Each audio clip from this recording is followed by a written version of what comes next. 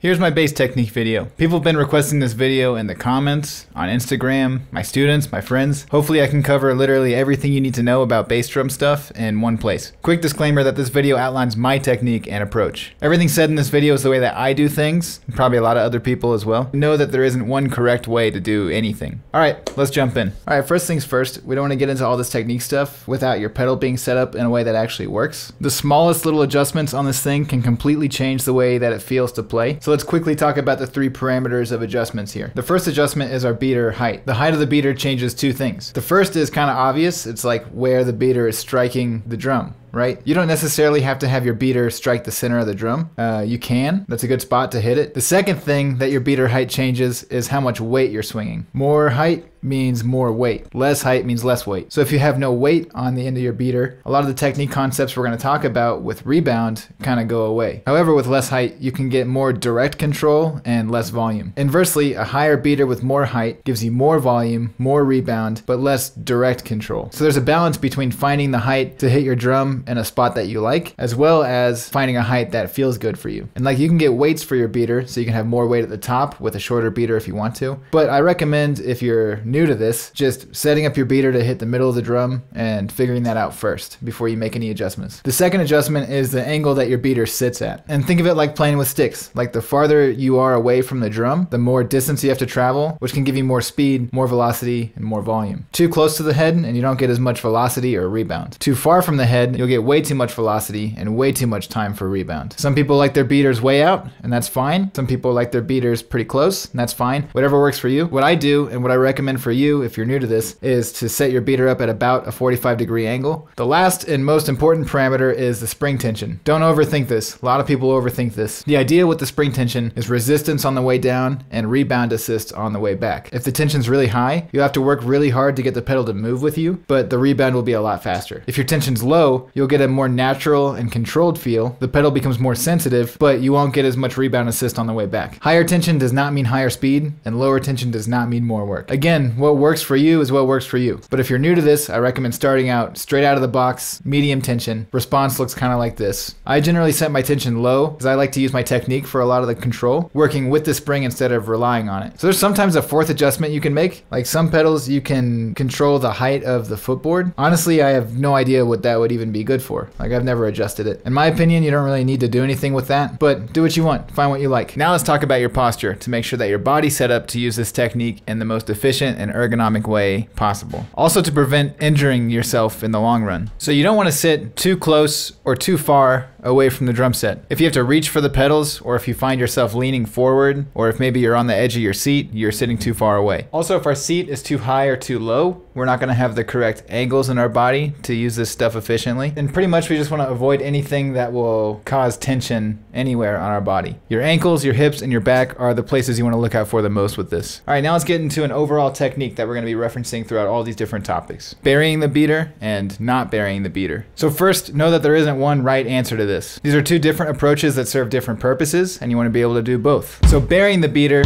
is leaving the beater in the head and not rebounding. There's three things to note with burying the beater. The first is that it's a more staccato sound. We're burying the beater into the drum, which means the batter head isn't resonating as much. Sometimes this is good, sometimes this is bad. In general, it gives you a different sound that is good for some things and not good for other things. Two, at first, burying the beater is more comfortable. Burying the beater has one motion, and that is down. So if you're used to always doing this, it might be hard to get out of the habit, but you'll see why we want to explore getting out of that habit in just a minute. And then three, the characteristics of burying your beater can change depending on a few variables with your drum itself. Like, if your batter head is super tight, then there'll be a lot more rebound and burying the beater won't be as fun. You might even get some extra notes bouncing around in there that you weren't looking for. And your resonant head also has a lot to do with the characteristics of burying the beater. Like, the ported reso head lets the air escape out of the front, which makes burying the beater feel really good. A non-ported resonant head has the air bouncing around inside of it, which can give you a similar effect as a tight batter head, having more rebound, in which case burying might not feel as good. This bass drum I'm using today has a relatively loose batter head, but a non-ported reso head. So this is what it looks like when I bury the beater without forcing it. You can see those extra little skips from the beater. Sometimes we don't want that. All right, now let's talk about not burying the beater. To not bury the beater, we don't have to lift off the pedal pedal or anything. We just have to relax as soon as we hit the drum. Just like playing with sticks, we don't want to lift our wrist up to rebound. Same thing here, we don't want to lift our foot up to rebound. If we actually relax, it'll happen on its own. Let the beater do what it wants. There's a few benefits to not bearing the beater. First is being able to effectively use the rebound, which is really important for faster strokes and double strokes. And then there's having a resonant, open sound. When we rebound, we're letting everything resonate the way that it wants to with no interruptions, which again is like striking a drum with a stick. If we naturally get out of there and follow the stick the way that it wants to go, then we get the full sound of the drum. This is especially noticeable in bass drums with less muffling, or even bass drums with no porthole. Like this bass drum has no porthole. It has no muffling on the inside except for a felt strip on the front. I'm using a Power Stroke 3 as my batter head. But even in muffled and ported bass drums, you still get the same effect. It just might not be as noticeable. The next thing to talk about is heel up versus heel down. Just like our last conversation, these are two different techniques that are good for two different things. One of them is not overall better than the other. You want to be able to use both for different reasons. So let's start with heel down. So we're going to keep our foot on the pedal, never taking it off. Our heel is down where your heel goes on that little flat part of the bottom of the pedal. Then we just move our ankle like a hinge to push the pedal down. Think of tapping the pedal with the platform of your foot. Now, just like playing with your stick, the speed at which you move, or your velocity, determines your volume and your rebound. Generally, you want to use full velocity all the time and just change the height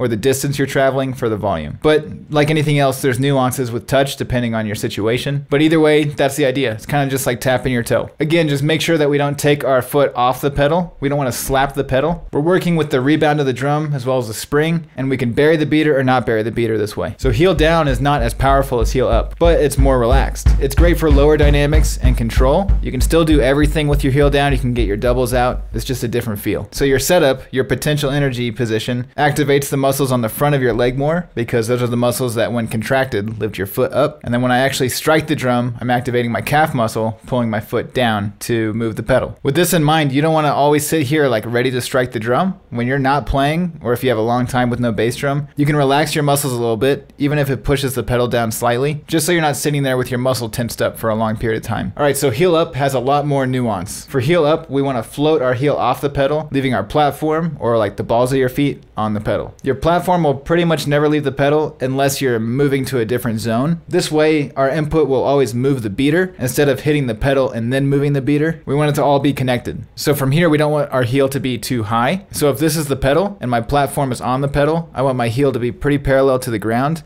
and not too high or too low. If that's uncomfortable for you, that takes us back to your seat height, so adjust that until it is comfortable for you. Now for the position of your foot on the footboard itself, we don't want to be too high or too low. Now the farther up we put our foot on the pedal, we'll have more control, but less volume. And the farther down we put our foot, the less control we'll have, but the more volume. There's probably some way to explain this with physics, like I guess it's a simple machine. I'm no engineer, but that's just what happens. So generally, it's best to set up around the middle of the pedal, maybe a little bit higher than the middle, but somewhere in that area. Use your own feel for this. Everyone's built different. All right, now we have a few different motions to consider. Generally, we're going to be moving our ankle like a hinge. So our platform is going to be tapping the pedal in a downward motion. Again, think of your pedal right here. I have my heel up and my foot parallel to the ground. So to move the pedal, I'm going to move my ankle downward. You don't want to lift your leg or your knee or anything. Like keep your leg in one spot. It's all happening from your ankle. Another motion is using our leg. This is what I call the leg drop. I'm pretty sure everybody else calls it the leg drop too, but I don't know. This is where we actually lift up and drop our whole leg into the pedal. So when we lift up and drop our leg into the pedal, we want to do it fully relaxed with no tension. I'm not actually using my ankle for this as much. I'm just lifting up, not taking my platform off the footboard, and then just dropping my leg. This is typically what I use for louder single notes. All right, that brings me to doubles and triples, which is probably why a lot of you are here in the first place. So there's this thing called the slide technique, and I don't use that, so I'm not going to explain that in this video. If the slide thing works for you, that's fine. But for me, the approach I use is much more accurate and precise, which gives me a lot more control over where I'm placing these notes exactly in time. Sometimes my technique does move on the pedal a little bit, but it's not sliding. It's placing my foot in a different zone. So I also don't use the heel-toe technique, where you hit your heel first and then your toe. Everything I do comes from this technique I'm about to show you. So the way that I play doubles with my heel up is kind of a tap drop. The first note is a tap with my ankle movement, and the second note is a leg drop. Think of the first ankle tap kind of being a springboard for your leg to come up and drop. Now Now regarding the placement of my foot on the pedal and that little bit of movement I told you about, if I leave my foot in the same spot for both strokes, my first stroke is going to be a little bit more quiet than my second stroke, because the second stroke has a lot more power behind it with my whole leg. A way that we can avoid this is to move our foot slightly back on the pedal for the first note, and then move it back to where it was for the drop. If you remember, the farther back we are on the pedal, the louder the note's going to be. Now you can also play a double without the drop. It's the same thing, it's just 2 taps. It just doesn't feel as good because we're keeping our leg tense in the up position instead of just relaxing it down. Just like with our heel down, we don't want to stay in tension, so I'm not going to keep my foot up off the pedal the whole time.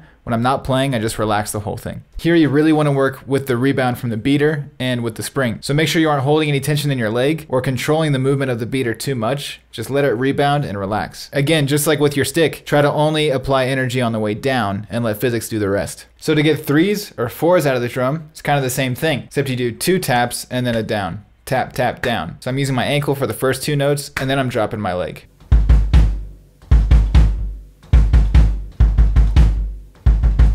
All right, so let's talk about some exercises you can use. So first of all, applying this stuff is gonna take you some time. Like knowing how it works is one thing, but actually using it without thinking about it will take you some reps. So don't worry if you can't catch on immediately, like you'll get it. So the first thing is a simple beat where we're doing 1, 2, 3, 4, 3, 2, 1 on the bass drum. What I mean by that is we're thinking in 16th notes. I'm starting with bass on 1 as a single, and then on 3, I'm gonna play 3E as a double. And then for the next measure on beat 1, I'm gonna play 1E and as a triple. And then on 3 of that measure, I'm gonna play 3E and a as a 4. And then I do the same thing, but I'm going backwards. So I'm doing 1, 2, 3, 4, 3, 2, 1. You just keep repeating that, going up and back down.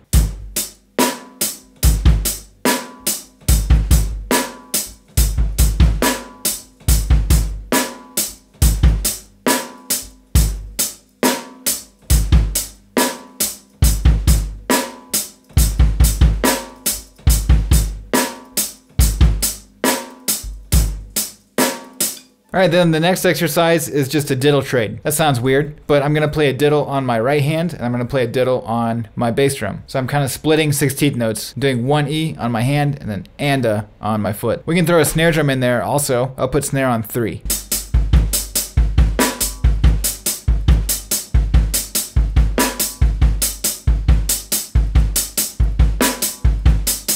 The nice thing about this exercise is that I'm setting up what a diddle should sound like, timing-wise, with my right hand, because I'm sure most of you have better diddles with your right hand than your right foot. So you can try to make a perfect 16th note grid without having weird spaces or being too fast or too slow. All right, well, if you enjoyed this video, please subscribe, hit the like button, leave a comment, let me know what you're thinking. Make sure you check out the description for links to my website for lessons. There's also a link to my Instagram down there where I got some cool stuff going on. And there's a link to my music, which is available on all platforms. I just hit 3,000 subscribers. That's pretty cool. I'd like to hit 5,000. So if you're watching this and you're not subscribed and you like what I'm doing, please hit the subscribe button. All right, see ya.